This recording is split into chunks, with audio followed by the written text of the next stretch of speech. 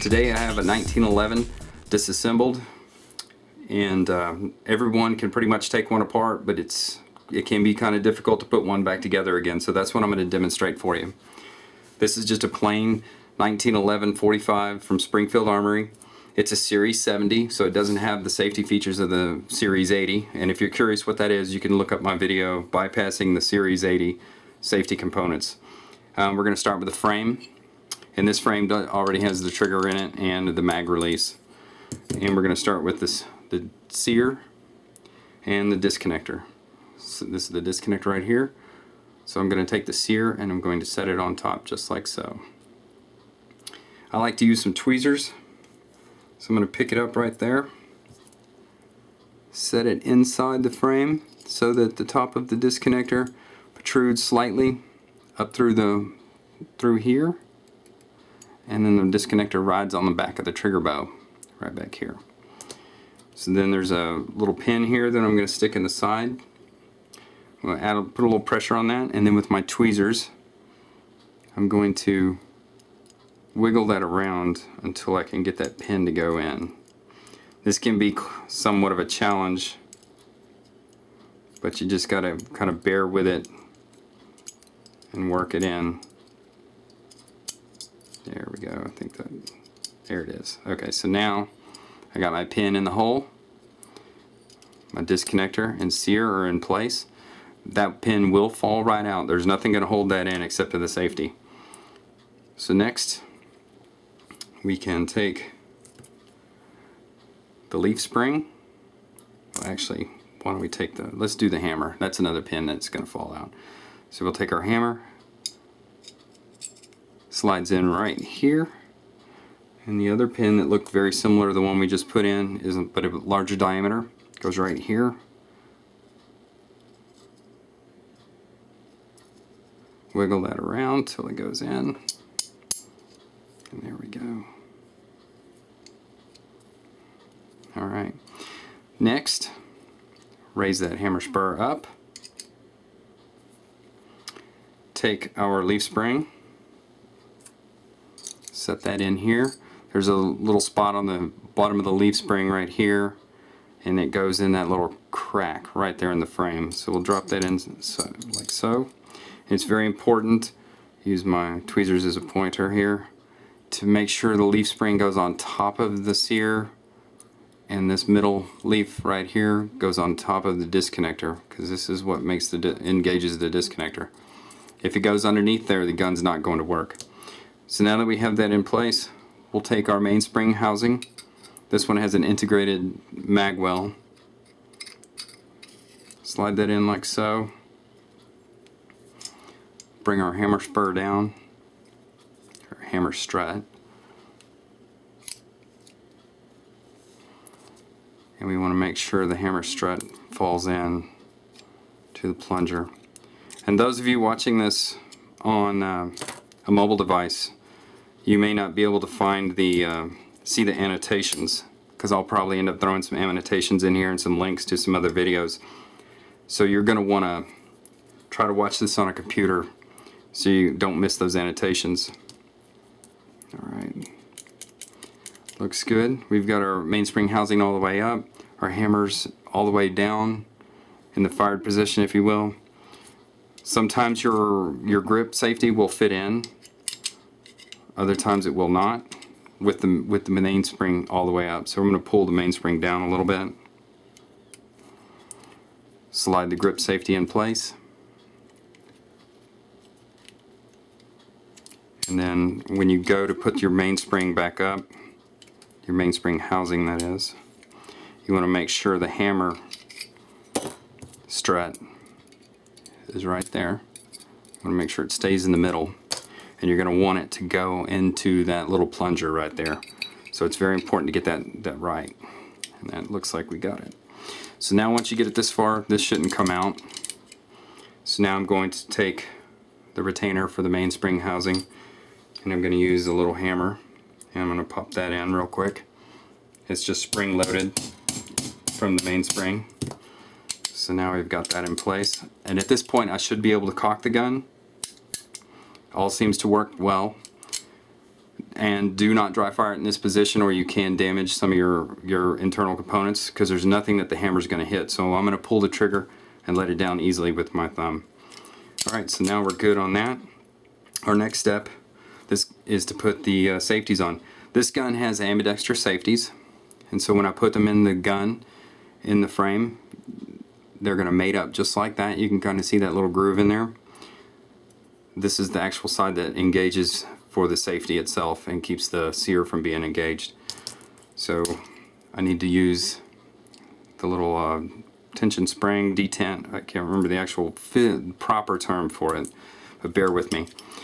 If yours came out of the gun like mine did, the little end goes in first, and that's going to actuate the slide stop. The big end's going to go back here. So in order to put your safety in, depress the grip safety so your hole lines up right here, because you're going to insert the safety right through that hole, like so. Oh yes, very important, cock it so it's in the fire position.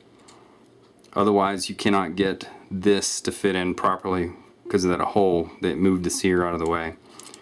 So go ahead and slip that through the hole.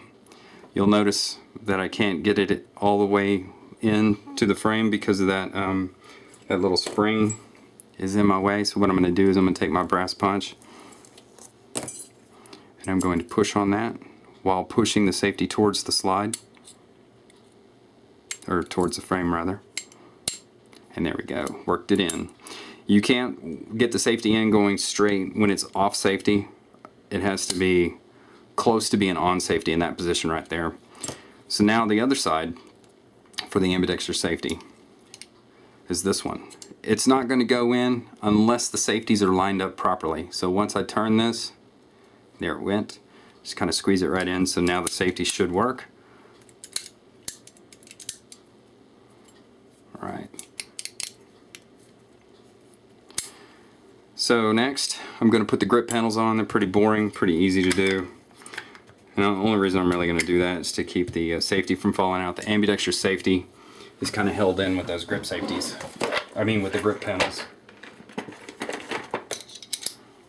This will only take a second. I guess it would only take a second if I had the right screwdriver here. Alright, so let's put those in.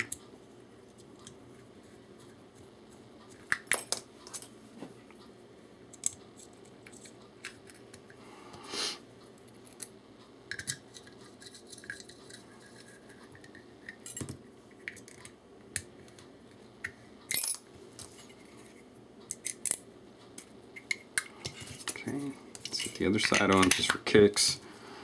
Just to keep it looking the same.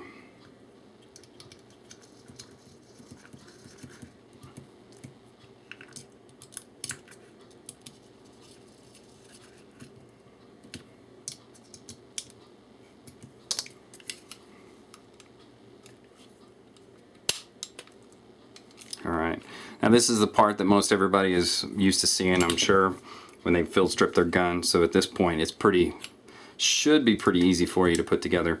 We'll take the slide, take our barrel, slide it into the slide. I have a full length guide rod in this case, so it goes in like so. Then I'm going to take my frame, let's cock it.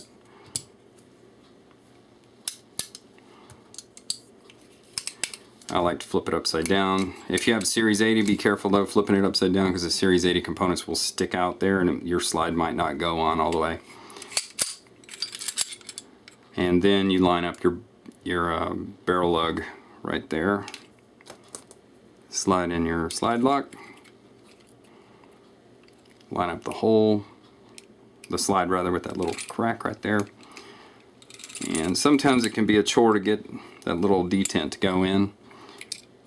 And be careful, if you're worried about your finish on the gun, this is where you can scratch it. I'm not too awful worried about mine because mine get used pretty hard. But there we go. So now we're in place. I like to put the safety on at this point when I do the rest of it, which is basically the recoil spring. Well, it's been a while since I've done one of these. This is a pretty tight bushing, so I'm using a bushing wrench. Turn that way, drop the spring in,